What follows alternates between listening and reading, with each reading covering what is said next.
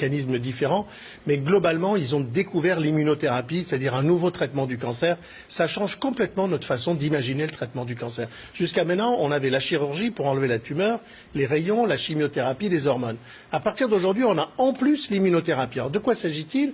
En fait, si vous voulez, dans l'organisme, nous avons des globules blancs qui, à la fois, attaquent tous les virus, les bactéries, tout ce qui nous attaque pour nous défendre, soit en attaquant directement la bactérie, le virus, soit en sécrétant des anticorps qui tuent les bactéries et les virus.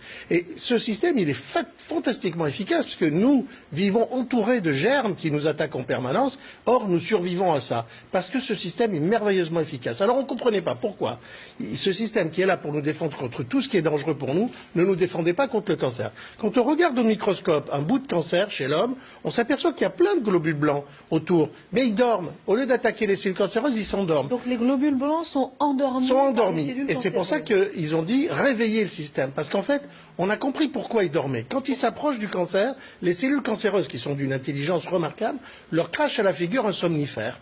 Et ce somnifère fait qu'ils arrivent pour l'attaquer et ils s'endorment. Ils n'attaquent pas. Eh bien, ces deux chercheurs ont trouvé deux façons de bloquer ce somnifère qui ont abouti à la fabrication de nouveaux médicaments extraordinairement efficace dans plein de cancers. Donc c'est vraiment une nouvelle façon de traiter le cancer. Au début, ça a commencé sur le mélanome, c'est-à-dire le grain de beauté. Ensuite, on a eu le cancer du rein, puis maintenant le cancer du poumon. Enfin, presque tous les cancers aujourd'hui réagissent.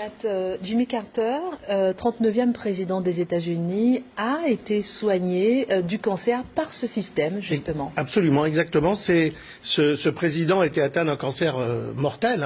Il avait peu de chances de s'en sortir. Et puis, on a découvert l'immunothérapie. Il en a bénéficié sur un mode expérimental. Les médicaments n'étaient pas encore vendus en pharmacie. C'est grâce à justement et c'est ça qui l'a sauvé. Oui, complètement.